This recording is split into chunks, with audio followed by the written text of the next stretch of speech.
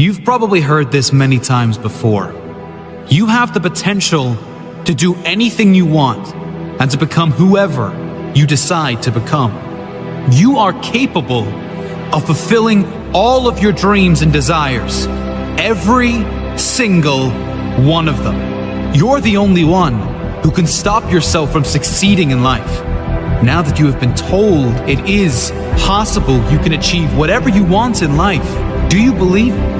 Do you believe that it's possible for you to create your own dream life?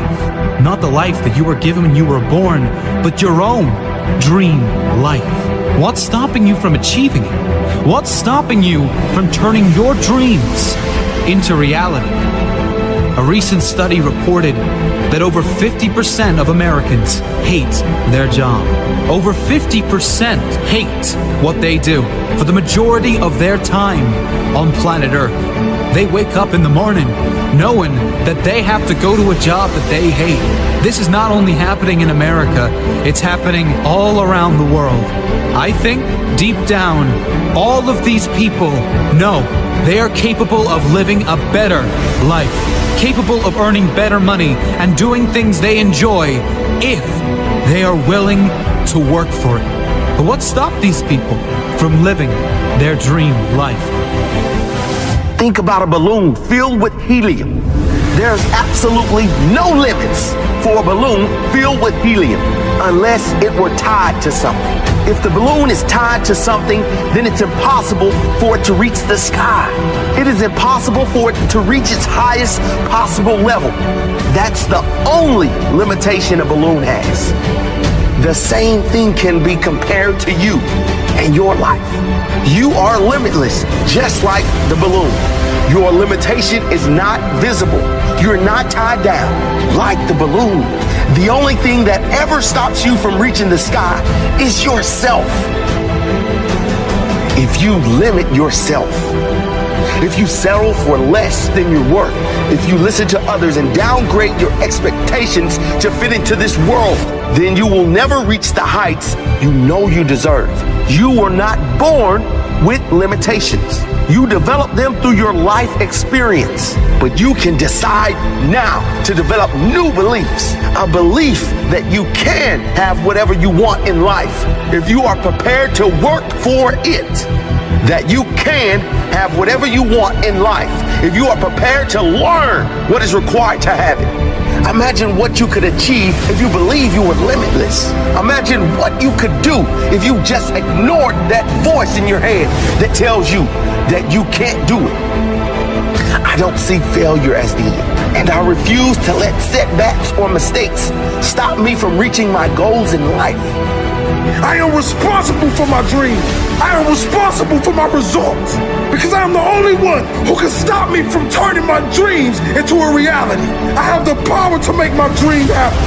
I have the choice to decide if I will work hard for it or just settle. I have the choice to see how far I can go in life. Those who succeed don't believe in limits. They study until they understand. They don't give up when they experience doubt. They don't give up when it's hard. They do not give up, full stop. They keep working hard even if they've been rejected. They keep at it. They keep searching for new opportunities. That's exactly how you have to be. Life is hard, and you'll never get far if you limit yourself in anything you do. I have the power to make my dream happen. I have a choice to decide if I will work hard for it or just settle. This is your life. Live it to your fullest potential. You can't change your past, but you do have the power to change your future.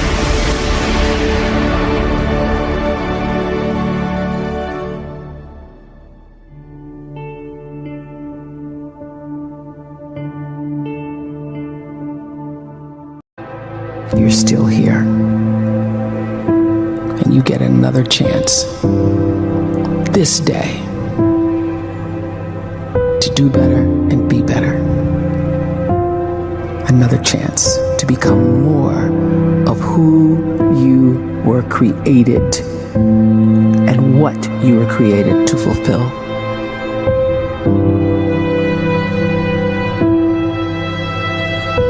Everyone in the world is capable of living outside the role or beyond the roles that they place themselves in, no matter what it is. You're not just a dad. You're not just a banker. You're not just a brother or a son or a convict. It doesn't matter. Like, everyone is bigger, much bigger, infinitely bigger than the roles they place themselves in, and is capable of reaching potential greater than anything they could imagine.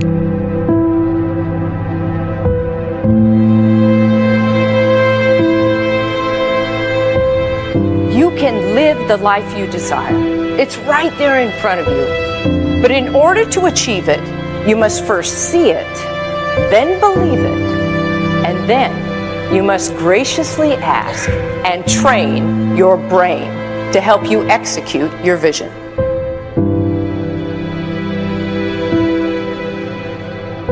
So when you start to focus and you delete distraction from your life, and you start to get seriously invested in doing one thing staggeringly well, and you practice that one thing over and over, a term to think about is mundanity.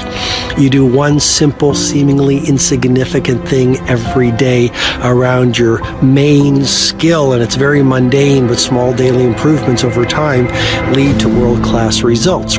Well, here's what happens in your brain. You start to isolate a single neurocircuit around that skill, and that starts to trigger a certain type of brain cell called an oligodendrocyte, which then releases myelin. Myelin is a fatty tissue that starts to wrap around that single neurocircuit related to that main skill you've been practicing. And when myelin starts to wrap around the brain circuit, what happens is you have accelerated learning times, you can see more quickly, heightened perception, and you'll learn more quickly. And that is really the quote-unquote secret of the great producers. It's not a result of some natural gift, but their daily practice, their relentlessness and their grit, their work ethic, and their singular focus and sacrifice.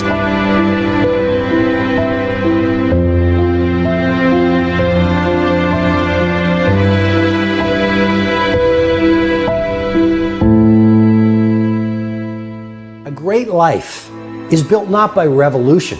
A great life is built by evolution. Small and steady wins the race. What you do every day is far more important than what you do once every decade. I want you to really think about that idea. What you do every day is simply your life in miniature. And as you live every single day, so you're crafting your life. What you do over the next hours is really building your future. And if you can just get every single pocket of 24 hours right as best as we humanly can, the rest of our life is going to take care of itself. So small wins matter. The scripture says we will eat the fruit of our words. You are planting seeds when you talk. At some point, you're going to eat that fruit.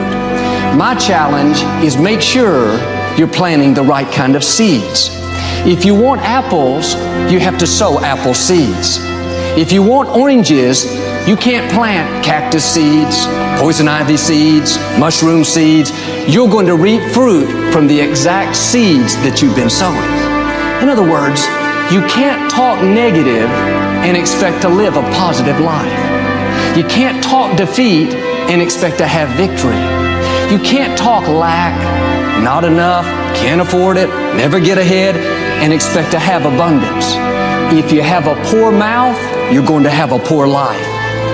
If you don't like what you're seeing, start sowing some different seeds.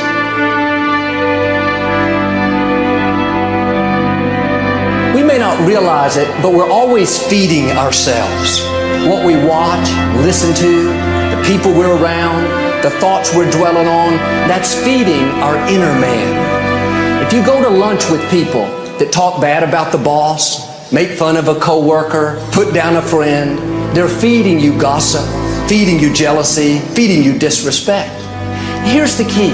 Whatever you feed is going to grow. You may not like what they're feeding you. You're a nice person. But if you continue to hang around them, before long, you'll be gossiping. You'll be critical. You'll be disrespectful. Why? Because you kept feeding the wrong things. If you're always feeding negative thoughts, thinking, I'll never get well, I'll never meet the right person, you're feeding doubt, feeding mediocrity, feeding fear. If you know exactly what you want to be, you need to spend as much time with people that are actually that already.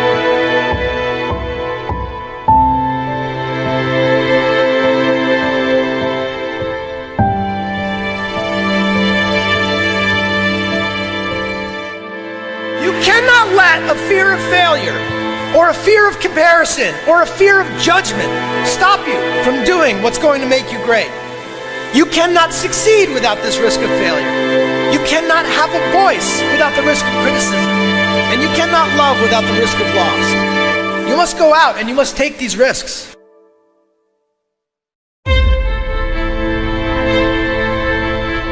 You don't have the time to waste time, because time doesn't wait till you discover your purpose. If you don't know why you was born, time is still moving. And if you discover your purpose at 90 years old, it's too late.